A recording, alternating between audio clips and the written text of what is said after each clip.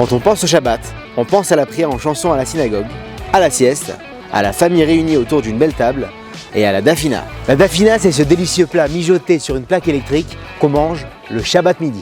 Il y a de la viande un peu grasse, des pommes de terre, des œufs durs ou des féculents comme des pois chiches, du blé ou des haricots secs. Il contient aussi une épice particulière, la sainteté du Shabbat. Ce qui est marrant, c'est qu'à peu près toutes les communautés juives en mangent. Il a différents noms selon son origine. Tfina, Srina en marocain, Dbit en irakien ou Chamin en hébreu. Mais c'est l'appellation ashkénaze qui est la plus simple, Choulent, qui vient du français chaud et lent. Mais alors depuis quand ça existe, la dafina? Pour le savoir, j'ai dû aller à la cuisine.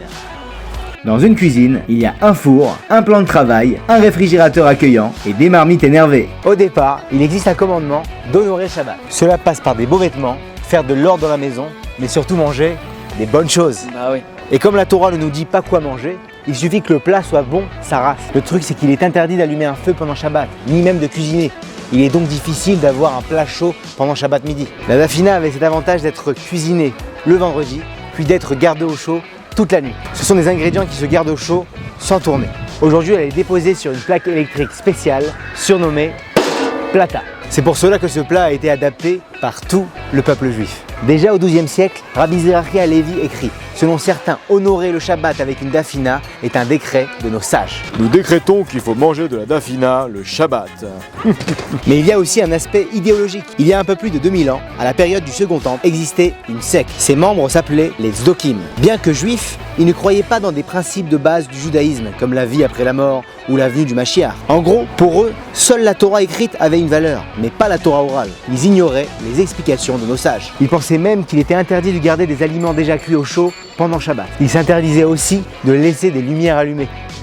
Alors que s'ils avaient étudié Talmud, ils auraient su que c'est permis. En gros, ils mangeaient froid le Shabbat et restaient dans l'obscurité toute la nuit. C'est donc l'origine d'un décret de nos sages. Celui qui mange une bonne dafina bien chaude le Shabbat montre qu'il n'accepte pas cette mauvaise interprétation de la Torah. Par cet acte, il affirme son appartenance au peuple juif. À cette époque, les sages suspectaient celui qui n'en mangeait pas d'appartenir à cette secte. De quoi? Non merci, non. Non, je n'aime pas la dafina. Ouais, je te disais le couscous.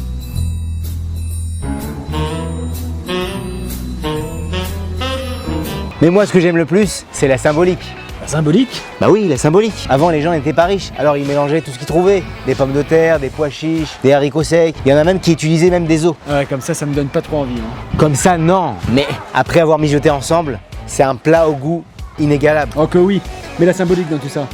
La symbolique, c'est le peuple juif. Chacun a sa particularité, mais seul. Il ne peut arriver à grand chose. Par contre, s'il fait partie d'un tout composé par les autres juifs, cela forme un peuple à la saveur Exceptionnelle.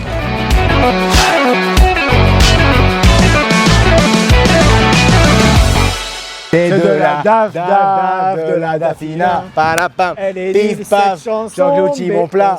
Ouais. Il existe un commandement d'honorer. Oh, purée.